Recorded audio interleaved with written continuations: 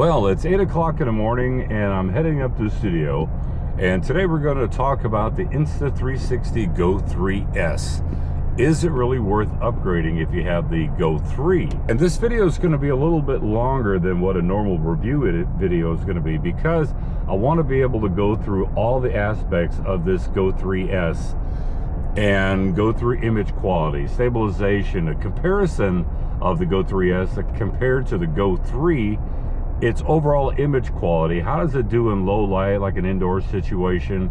Right now I've got it mounted to my windshield with the little self-sticky mount that comes with the Go 3S. It makes it very versatile. Now everybody knows that the Insta360 Go 3S is like the Go 3, where it's got the magnetic back and you can put it onto anything that's metallic. But at the end of the day, I mean, is it really worth the upgrade? While I'm driving, I've got to stop by Dunkin' Donuts and get me some breakfast and some coffee.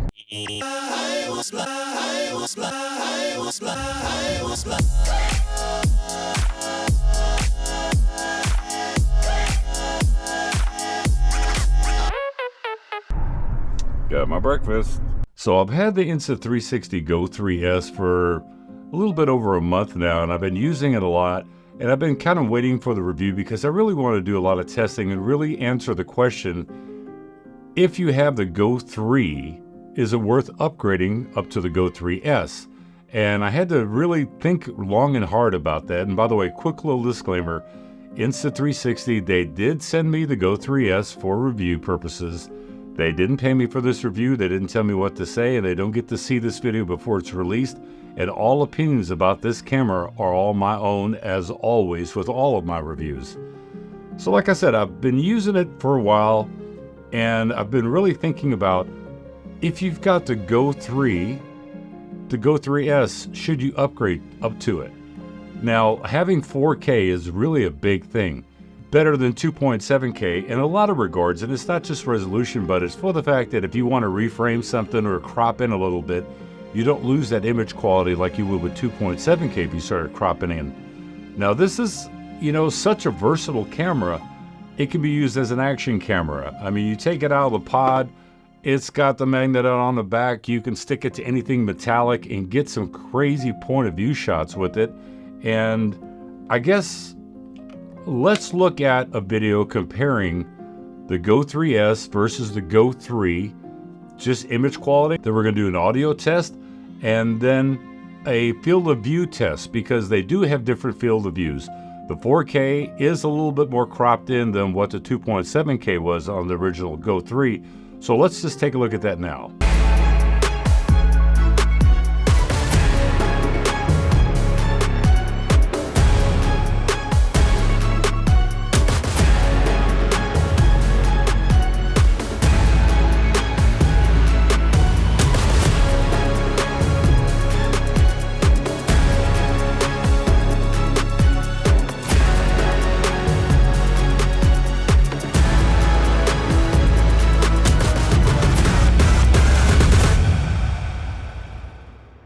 Okay, so now we're at the point of the video where we need to compare the new Insta360 Go 3S to the original Go 3.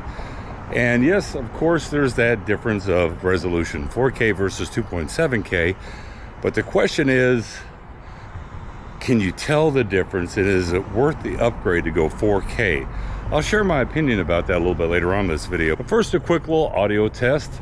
The Insta360 Go 3, 1, 2, 3, 4, 5. And the Go 3S, 1, 2, 3, 4, 5. Is there a difference in the audio quality that you hear? Now, one of the big differences that you're going to notice between the two is the field of view has changed.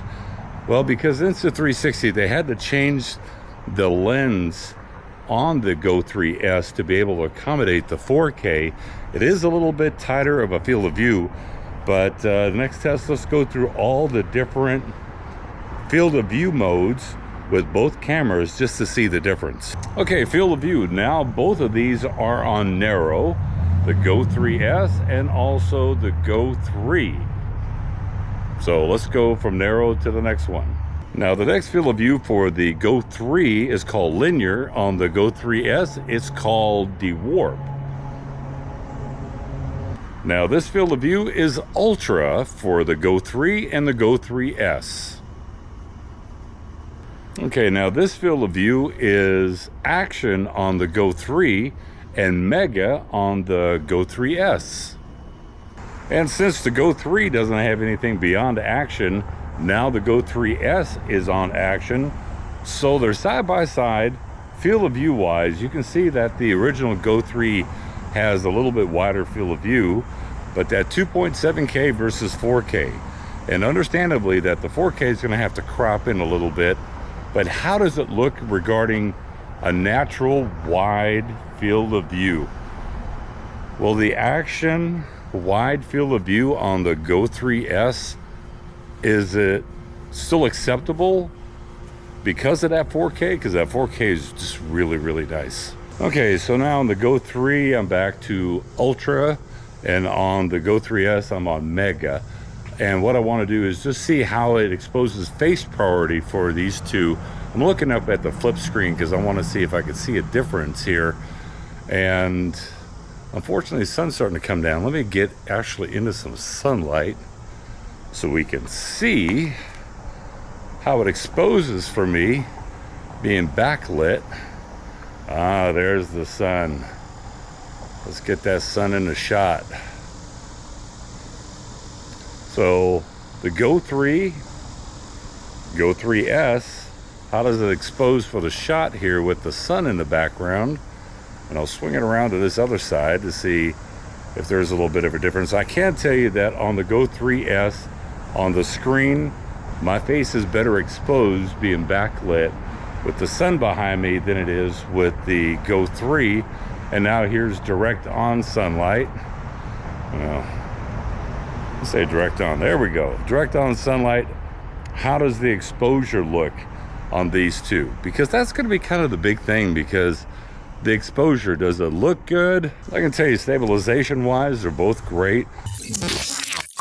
And for those that are curious about indoor low light settings and what the image quality looks like between 2.7K on the Go 3 and 4K on the Go 3S. I want to see, I'm making some spaghetti and meatballs for dinner tonight. Yummy. And a quick little face shot just to see a difference between the two. Which one performs a little bit better in an indoor low light situation in your house? Can it be used? So what do you think about the difference between the two, the Go 3 versus the Go 3S? Now, like I said, the Go 3 or the Go 3S for that matter, they're great in the way that you can actually use them, and they're so versatile. And I've got the Go 3 right here, and they're so versatile on how you can place them and grab some really unique shots. Now, normally for my overhead shots, like I'm using right now, I've got the Sony ZV-1 for all my overhead shots, but let's use the Go 3 as an overhead shot just for giggles, just to see what it looks like. Now I've got the Insta360 Go 3S mounted above me as a overhead shot, and as you can see right there on the camera screen, this is the overhead view that I have. And it's a lot wider than normal, but I'm going to go ahead and crop it in just a little bit. And can you use it for overhead shots, like with this Viltrox right here? So this Viltrox 56mm f1.7. Shh, don't tell anybody. That's coming out soon. But it's a very unique way to capture some overhead shots, and with good lighting, you can still get a really, really good image quality out of it. So that's why I say it's really versatile. I mean, instead of having a big camera, and yes, I used the Sony ZV-1 as an overhead camera, and there's a lot of people out there that will use the Sony ZV-E10, they'll use the A7S III, the A7 IV as an overhead camera, and that's great. But if you're on a budget and you're trying to make use of a camera in multiple different scenarios, this can come in handy. So as you can tell, I mean, as an overhead camera, it works very well as long as you got some really good lighting with it. So at this point, let's go ahead and talk about some of the pros and cons of the Insta360 Go 3S. First pro is going to be its versatility. I mean, like I said, with its different mounting options from the magnet on the back, and I will say the magnet on the back is much stronger than the original Go 3's magnet, so that is a plus. And when it comes to mounting options, like you saw with the overhead shot, I actually used this contraption right there and just screwed that in, since it's got a 1/4-20 on the bottom, and you can swivel it around. And this has got magnets and a clip, and it's very, very, very, very sturdy. Next pro's got to be resolution. I mean, I don't care how you cut it. You know, 4K resolution is 4K resolution. It's not like we're talking about a budget action camera where you have to sit there and wonder, okay, is it really 4K, or is it upscale 1080p, or is it 2K that's been interpolated and brought up to a 4K time or 4K image square? The 4K resolution's fantastic on this. Another thing that I have to say is a pro with the Go 3S is its audio. The audio is much improved. And by the way, here's something to get. I did a video talking about the Go 3 with this little wind muff right here, and I actually tested it on an e-bike at 25 miles an hour, and it actually blocked out the wind. And you can get a set of 4 of these for like $9 or $10. So now all of my Insta360 Go's have it on there. I've got the Insta360 Go, the white edition with the little wind muff on it. I've got the black edition with the wind muff. And now, of course, the Go 3S is with the wind muff. But the audio is definitely much improved on the Go 3S over the Go 3, even though the Go 3's audio, I think, sounds still very, very good in comparison to a lot of other budget action cameras. You know, the Find Me feature that they can do with Apple Watches, you know, I think that's a nice little addition for those that are actually worried about losing their Go 3, or whether they misplaced it or fell off of something and they want to be able to find it. You know, that's a nice little feature. I personally won't use it, but for those out there that do use like AirTags and all that stuff, you may find that a very useful feature. Gotta still talk about the built-in storage. That's still a big deal to me. I mean, you know, the Go 3 has that built-in storage where you can get 64 or 128 gigabytes of built-in storage, and the same goes for the Go 3S. And having built-in storage, you don't ever have to worry about an SD card corrupting, or did you forget to stick in an SD card? Because, hey, that's happened to me a couple of times before. So having built-in storage is very nice. I would definitely recommend, if you're going to get the Go 3S, get the 128 gigabytes, because the 4K does record at more information, megabits for information, into the video file. So you're going to burn up that storage much quicker on the Go 3S than what you would on the Go 3. Now it's kind of time to talk about some of the cons of the Insta360 Go 3S. You know, there's so many great things about this camera, but there is a couple of cons. I don't like the fact that they've changed the rotation on it. So if you want a 16:9, you have to hold it this way, because if you mount it this way, it will now go into a 9:16 aspect ratio, which is great if you're going to do TikTok or shorts on YouTube or whatever the case may be. And if you like that type of vertical content, I'm about horizontal content like this. And I wish that there was some auto orientation feature in it like they had with the Go 3, because with the Insta360 Go 3, I could put it in the setting menu. In the menus, you can choose whether you want it to be vertical or horizontal. And I could take the camera and mount it this way on a pendant mount, and I didn't have to worry about it changing orientation. And it may have to do with the fact that Insta360, they did change the lens assembly on this to accommodate for a 4K image. And maybe there's something about that they couldn't crop that around correctly. But to me, that is a little bit of a con, because, I don't know, just aesthetically for me, I think having it mounted here this way is a lot more pleasing and a lot more less noticeable, as opposed to having something sideways mounted. But I don't know, maybe they could do something with the firmware and change that. I don't think that they can, though, because it's upgrading, or the image is going up to a 4K image.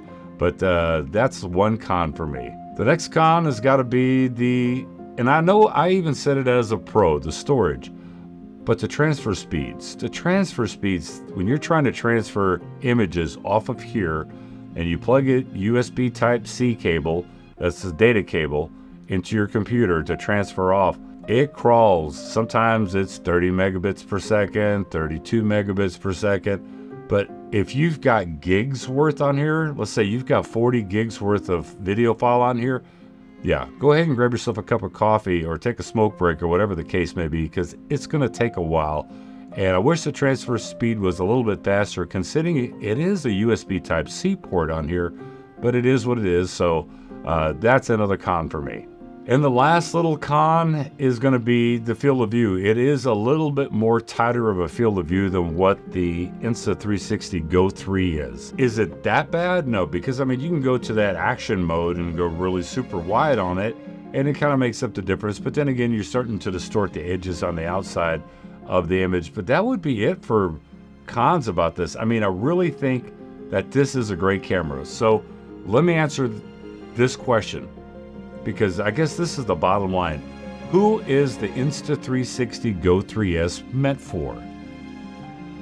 If you don't have any Insta360 Go 3 products at all, or the Go 2, and you're looking to get, because it's got the modular design where you can take the camera out of the action pod, and you're looking for the flip-up screen, so if you vlog with it, and you're looking for 4K image, yes. If you don't have any of the other products, I would say yes, absolutely, it is worth the money, because the image quality is there and it works really, really well. If you have the Insta360 Go 3, should you upgrade up to the Go 3S? I think that the only thing that makes it viable to go up to the Go 3S is if you're wanting 4K. Because if you don't need 4K, you can still upscale the 2.7K on a 4K timeline and it still looks really good, because that side-by-side example that you saw of both cameras, I took the 2.7K and I upscaled it up to 4K because I'm on a 4K timeline with the Go 3S. So if you're happy with the Go 3 at 2.7K, I say stick with it.